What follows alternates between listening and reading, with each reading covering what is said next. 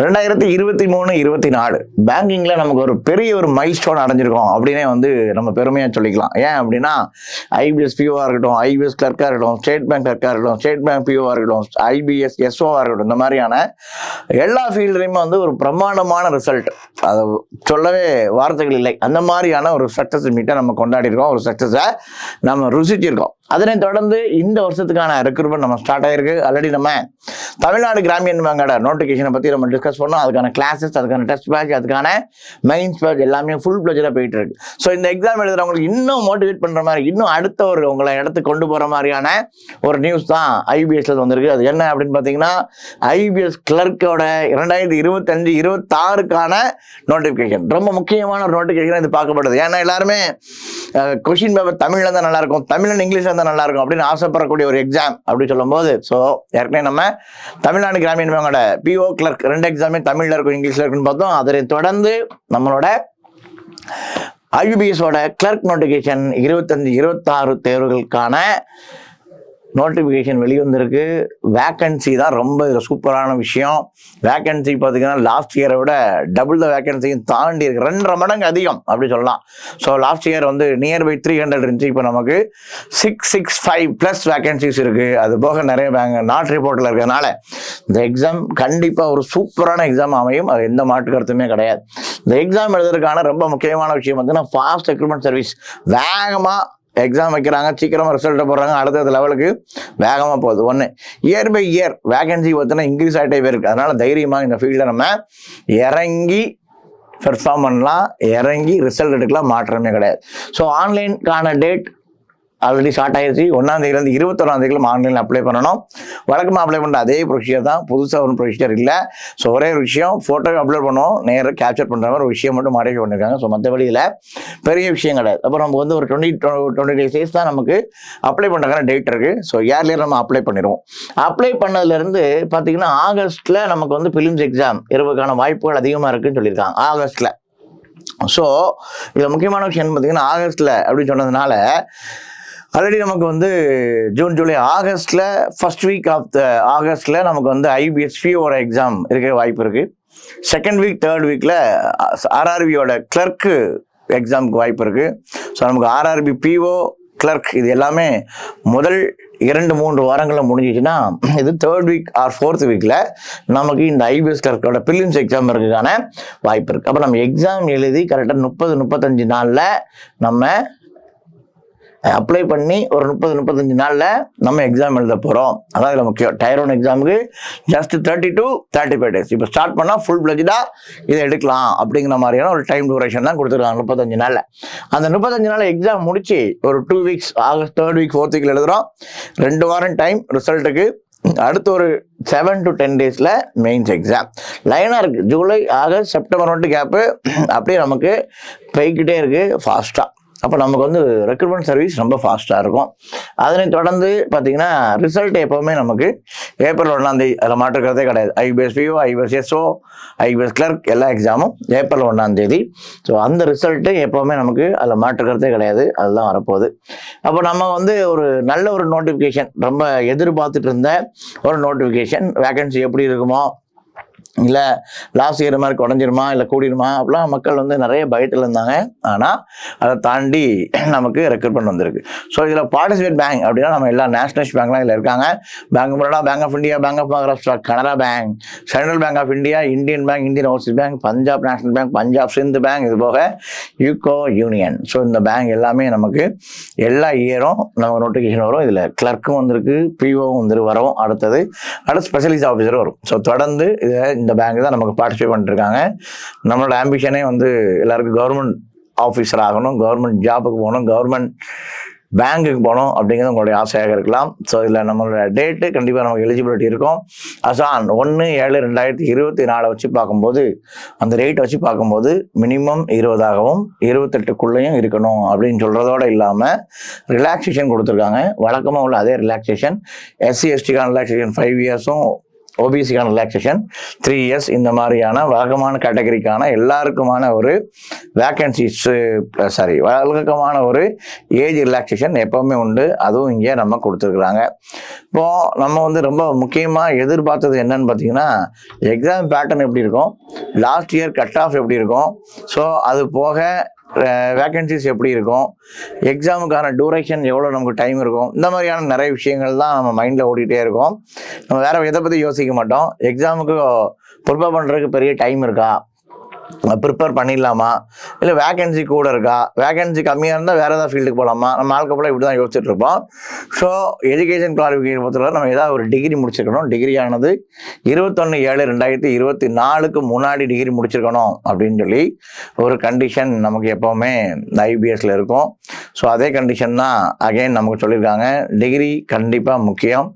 இப்போ இன்னொரு பாயிண்ட் வந்து இந்த கிரெடிட் ஸ்கோர் வந்து ரொம்ப முக்கியம்னு சொல்லி எல்லா இடத்துலையுமே சொல்லிட்டு இருக்கோம்.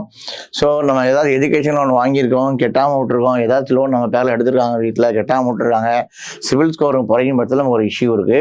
த candidates with no bank account shall not be required to proceed the civil, அந்த மாதிரி ஒரு கண்டிஷன்லாம் போடுறாங்க.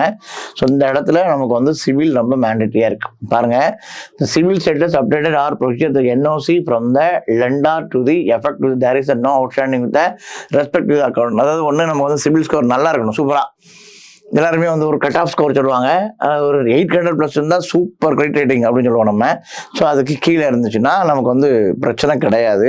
நம்ம எதாவது லோன் வாங்கி ஒழுங்கு கெட்டாத பட்சத்தில் கண்டிப்பாக என்ஓசி அந்த பேங்க்லேருந்து எதுவும் டியூ இல்லைங்கிற மாதிரி சர்டிஃபிகேட் வாங்க சொல்கிறாங்க. ஸோ கிரெடிட் ஸ்கோரை நம்ம கொஞ்சம் பார்த்து வச்சுப்போம். எது நம்ம பேர் லோனே வாங்கலாம் பிரச்சனை கிடையாது, அதை பற்றி நீங்கள் ஒரி பண்ண வேண்டிய அவசியமே கிடையாது. இதுதான் நமக்கு தேவையான முக்கியமான structure of examination. So Tier 1 Tier 2 2 exam இருக்குது. இன்னும் ரொம்ப முக்கியமான விஷயம் பார்த்தீங்கன்னா இன்டர்வியூ கிடையாது. அதான் நம்ம ரொம்ப ஹைலைட்டாக பார்க்க வேண்டிய விஷயம். இன்டர்வியூ இல்லை, only prelims exam, mains exam. Prelims எக்ஸாமுக்கும் அதே மேக்ஸ், அதே ரீசனிங், அதே இங்கிலீஷ். மெயின்ஸ் எக்ஸாமுக்கும் அதே மேக்ஸ், அதே ரீசனிங், அதே இங்கிலீஷ். எக்ஸ்ட்ராவா கரண்ட் அஃபேர்ஸ் மட்டும் இருக்கு. ஸோ இங்கே பாருங்க, கொஸ்டின் பேப்பரை பொறுத்தவரை English 30 question 30 mark, reasoning 35 question 35 mark, maths 35 question 35 mark. So மொத்தம் 100 மார்க்கு. தேர்வானது 1 மணி நேரம், ஒரு செக்ஷனுக்கும் 20 நிமிஷம். செப்பரேட் டைமிங் அப்படின்னா 20 நிமிஷத்தில் நீங்கள் நம்ம போடுறோமா போல அடுத்த செக்ஷன் போயிடும்.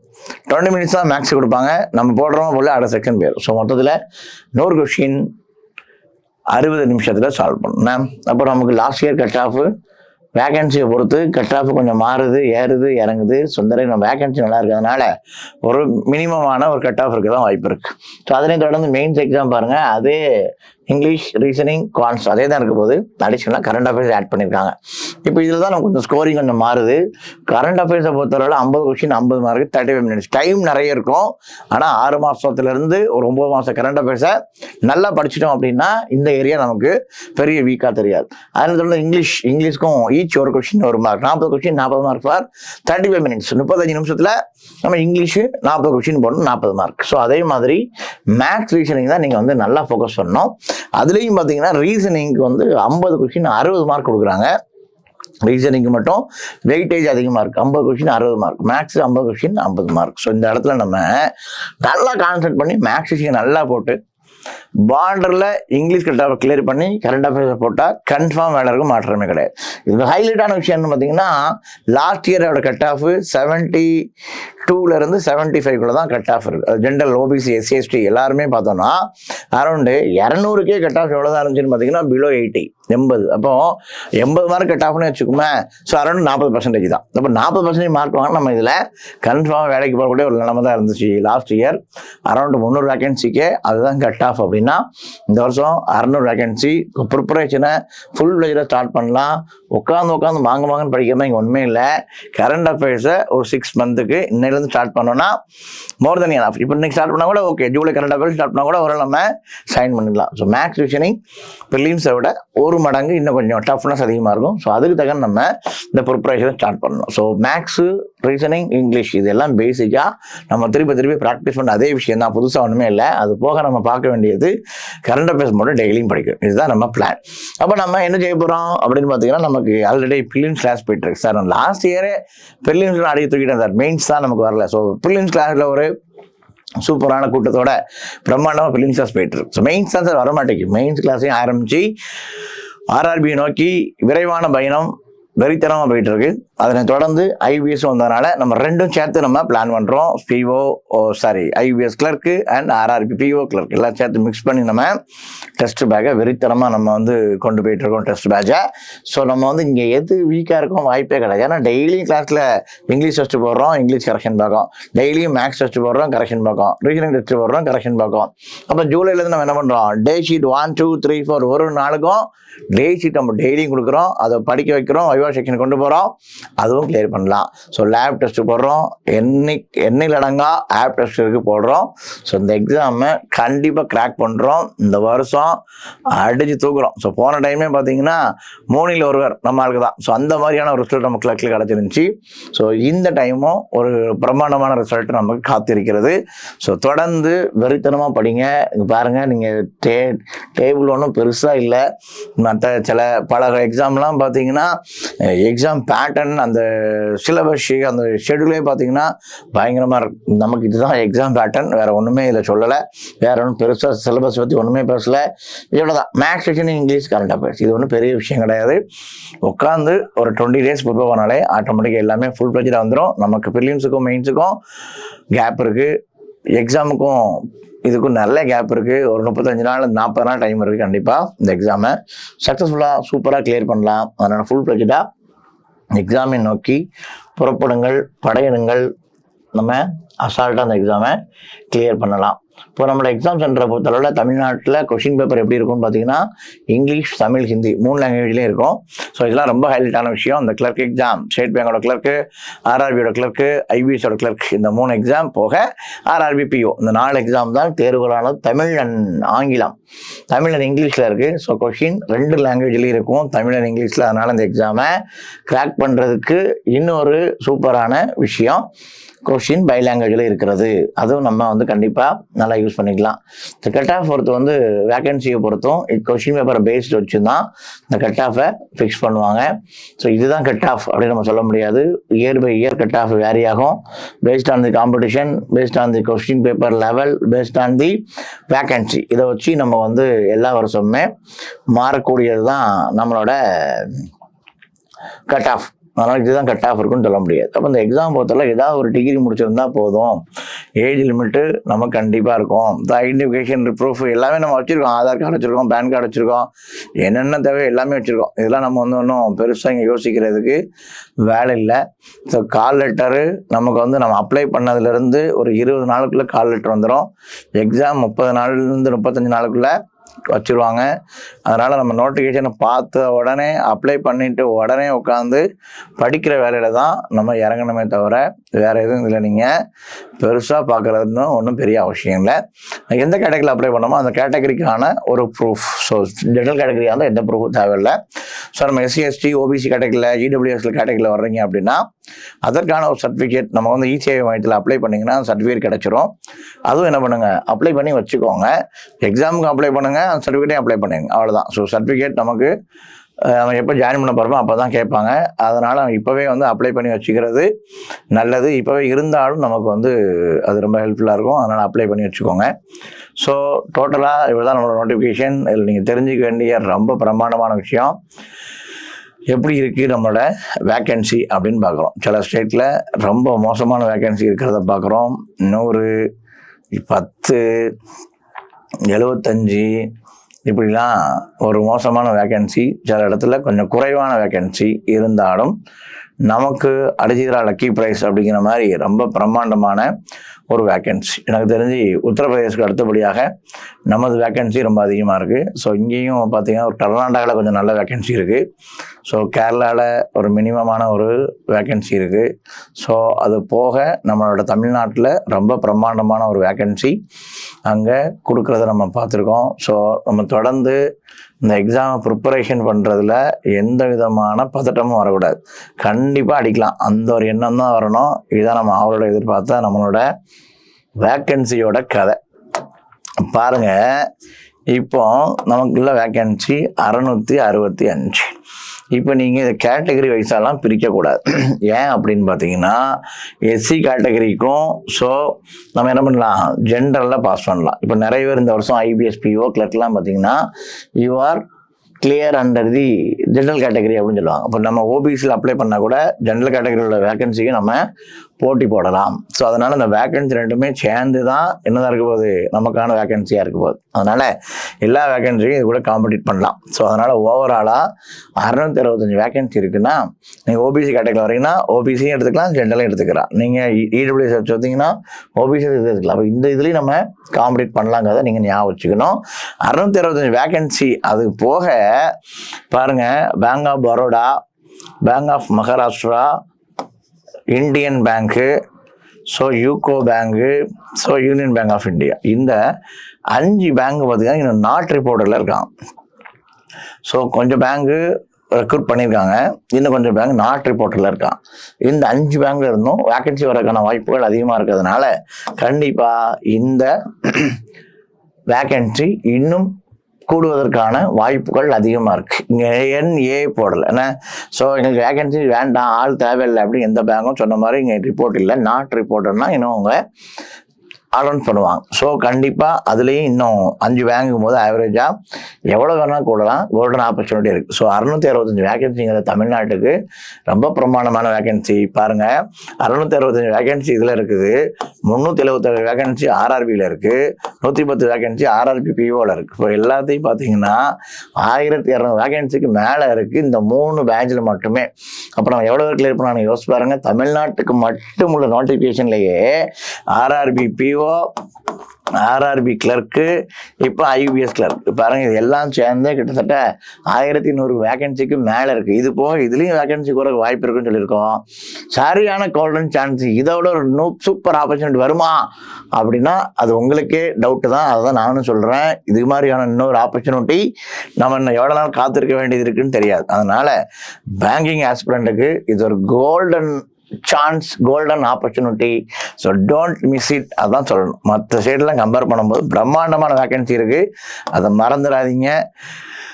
மறந்துட்டு படிக்காமல் இருந்துடாதீங்க, அப்ளை பண்ணிட்டு விட்டுறாதீங்க. அப்ளை பண்ணிட்டு தொடர்ந்து படிங்க. அப்ளை பண்ணும்போது இருக்கக்கூடிய ஒரு வெறி, அப்ளை பண்ணும்போது இருக்கக்கூடிய ஒரு சந்தோஷம், அப்ளை பண்ணும்போது இருக்கக்கூடிய ஒரு இன்ட்ரெஸ்ட்டு படிப்பு மேலே வர மாட்டேங்குது. ஸோ அதே இன்ட்ரெஸ்டோட ஃபுல் ப்ரொஜெக்டாக படிச்சிங்கன்னா இந்த தேர்வுகள் அனைத்திலும் நம்மளும் வெற்றி பெற்று நம்ம ஃபோட்டோவும் இங்கே ஒரு முக்கியமான இடத்துல இருக்குங்கிறத நீங்கள் மறக்க வேண்டாம். எக்ஸாம் தேர்வு மையங்கள் அப்படின்னு பார்க்கும்போது இது வந்து பிலிம்ஸ் எக்ஸாமுக்காக இருக்கும். சென்னை, கோயம்புத்தூர், ஈரோடு, மதுரை எல்லாம் உங்கள் ஏரியா பக்கம் தான் இருக்குது. ஸோ தைரியமாக நீங்கள் அப்ளை பண்ணலாம். சென்னை, மதுரை, சேலம், திருச்சிராப்பள்ளி, திருநெல்வேலி, வேலூர், விருதுநகரில் மெயின்ஸ் எக்ஸாமுக்கான சென்டர் இருக்கும்ண்ணே. அப்போ நம்ம இந்த ஏரியாவில் நம்ம எங்கேனாலும் அப்ளை பண்ணிக்கலாம். நம்ம எங்கே இருக்கோமோ அதுக்கு நியர்பை பிளேஸில் நம்ம அப்ளை பண்ணி எக்ஸாம் எழுதுறது நல்லது. அப்ளை பண்ணுறது பெருசாக விஷயம் கிடையாது. நம்ம வந்து இந்த ஃபோட்டோ ஸ்கேன் பண்ணி வச்சுக்கிறோம், சிக்னல் ஸ்கேன் பண்ணி வச்சுக்கிறோம், தம்பு படம் ஸ்கேன் பண்ணி வச்சுக்கிறோம், ஒரு டிக்ளரேஷன் இருக்குது, அதை நம்ம ரிட்டனில் எழுதி வச்சுட்டு அதை நம்ம அப்லோட் பண்ண போகிறோம். இவ்வளோ தான், வேறு எல்லாமே நம்மளோட பேசிக் டேட்டா தான் இருக்கும். அதனால் இதை வந்து நீங்கள் பெருசாக இதை பற்றி நீங்கள் ஒரி பண்ண வேண்டியதான், நிறைய பொறி பண்ண வேண்டிய அவசியம் இருந்திருக்காது. ஸோ இந்த இடத்துல ஃபோட்டோவை நம்ம கேப்சர் பண்ணுறோம், புதுசாக அந்த கேமராவில் கேப்சர் பண்ணி உள்ள ஆன் டைமில் அட் டைமில் அதையும் சேர்த்து நம்ம அப்லோட் பண்ணுறோம். இதில் நம்ம தெரிஞ்சிக்க வேண்டிய எதிர்பார்த்த விஷயம் என்னென்னு பார்த்தீங்கன்னா, எக்ஸாம் பேட்டர்னு சூப்பரான exam pattern. Maths, reasoning, English மட்டும் தான் பிலிம்ஸுக்கு. அதே மேக்ஸ், ரீசனிங், இங்கிலீஷ் கூட கரண்ட் அஃபேர்ஸ் மட்டும் அடிஷனலாக சேர்த்தா அது மெயின்ஸ் பேட்டர்ன். இவ்வளோ தான், வேணும் பெருசாக என்டையர் டிஃப்ரெண்ட் பேட்டர்ன் கிடையாது. அதை நீங்கள் யோசிக்கணும். டிஸ்கிரிப்டிவ்லாம் இருக்குது, பெருசாக எழுதணும், படிக்கணும், ஒன்றும் கிடையாது. சிம்பிளான ஒரு சிலபஸ். இந்த சிலபஸ் பார்த்து பயப்பட வேண்டிய அவசியம் இல்லை, முதல் விஷயம். ரெண்டாவது விஷயம், வேகன்சி ரொம்ப பிரமாண்டமான வேகன்சி, கடந்த ஆண்டுகள்லாம் கம்பேர் பண்ணும்போது சிறப்பான வேகன்சி. மூணாவது விஷயம், எவ்வளோ வேகன்சி கூடாலும் கட் ஆஃப் இந்த 40% 50% அந்த ரேஞ்சில் தான் கட் ஆஃப் இருந்திருக்கு. அதனால் தைரியமாக அந்த எக்ஸாமை ப்ரிப்பேர் பண்ணலாம். இன்னொன்று, ரொம்ப டைம் இருக்குது. இன்னொரு இப்போ நம்ம நோட்டிஃபிகேஷன் இங்கே ஸ்டார்ட் ஆகி ஒரு 20 நாள், எக்ஸாம் கிட்டத்தட்ட 50 நாள் இருக்குது. அப்போ கிட்டத்தட்ட கண்டிப்பாக இந்த 50 நாள் ஃபுல் எஃபர்ட் போட்டால் இந்த எக்ஸாம் ஈஸியாக கிளியர் பண்ணலாம். ஸோ அதனால் நிறைய முக்கியமான விஷயங்கள்லாம் இருக்குது. இன்னும் இது போக பார்த்தீங்கன்னா கொஷின் பேப்பர் பை லாங்குவேஜில் இருக்குது, தமிழில் இருக்குது, இங்கிலீஷில் இருக்குது. ரிசல்ட்டு பார்த்தீங்கன்னா உடனே அனௌன்ஸ்மெண்ட். ஸோ இது மாதிரியான நிறைய ஏராளமான நல்ல விஷயங்கள், சூப்பரான விஷயங்கள் இருக்குது. நம்ம வேலைக்கு போகிறதுக்கு, கவர்மெண்ட் வேலைக்கு போகிறதுக்கு, கவர்மெண்ட் ஆஃபீஸர் ஆகிறதுக்கு, பேங்க்கில் வேலைக்கு போகிறதுக்கு இதை விட ஒரு கோல்டன் ஆப்பர்ச்சுனிட்டி உங்கள் வீட்டு கதவை தட்டுமா அப்படின்னா அது ஒரு கேள்விக்குறி தான். ஸோ இந்த ஆப்பர்ச்சுனிட்டியை நல்லா யூஸ் பண்ணுங்க. கடந்த ஆண்டு நம்மளோட கிளர்க்கோட ரிசல்ட்டு 80+. ஸோ அதே மாதிரி இந்த ஆண்டும் பிரமாண்டமான ஒரு ரிசல்ட் காத்திருக்கு. தொடர்ந்து பயணியுங்கள். வெற்றி பயணத்தை சுரேஷ் அகாடமியோடு. வெற்றி உங்களுக்கு விரைவில் உங்களுக்கு காத்திருக்கிறது. ஸோ அன்எம்ப்ளாயாக இருக்கேன், வேலை இல்லாமல் இருக்கேன், ரொம்ப நாளாக வேலை இல்லை, வேலை தேடிட்டு இருக்கேன் அப்படிலாம் யோசிக்காமல் ஃபுல் ப்ரெஷராக வந்து ப்ரிப்பேர் பண்ணால் கண்டிப்பாக நம்மளும் ஒரு வங்கியில் வேலை பார்க்கறதுக்கான வாய்ப்புகள் அதிகமாக இருக்குது. ஸோ ட்ரை பண்ணுங்கள். இதுக்கான புதிய வகுப்புகள் ஆல்ரெடி நமக்கு வந்து ஒரு தமிழ்நாடு கிராமிய மாணவர்கள் கிளாஸ் போயிட்டுருக்கு. அதில் ப்ரிலிம்ஸு, மெயின்ஸு, சூப்பர் பேட்ச் இந்த மாதிரியான கேட்டகரியில் ஃபுல் ப்ளெஜராக கிளாஸ் போயிட்டுருக்கு. ஸோ நீங்களும் கிளாஸுக்கு ஜாயின் பண்ணால் நம்மளோட வகுப்புகளானது ஜூலை 21 ஃப்ரீ டெமோ கிளாஸோட நம்ம ஸ்டார்ட் பண்ணுறதா பிளான் பண்ணியிருக்கோம். ஞாயிற்றுக்கிழமை காலை 9:30 மணி அளவில் சுரேஷ் அகாடமியில். ஸோ தாங்களும் கலந்து கொண்டு வங்கிக்கான என்னென்ன பேட்டர்ன், எப்படி எக்ஸாம் இருக்கும், இதை பற்றிலாம் நீங்கள் தகவலை நல்லா வந்து சேகரிச்சுக்கோங்க. அதுக்கு பிறகு நீங்கள் டிசைட் பண்ணுங்கள். ஸோ உங்களுக்கான ஒரு நல்ல ஒரு சான்ஸ் கிடைச்சிருக்கு, நல்லா யூட்டிலைஸ் பண்ணுங்கள். நீங்களும் வெற்றியாளராகவும் வங்கியாளராகவும் வர்றதுக்கு வாழ்த்துக்கள். மீண்டும் சந்திப்போம். நன்றி. சுரேஷ் IAS அகாடமி, வெற்றியின் முகவரி.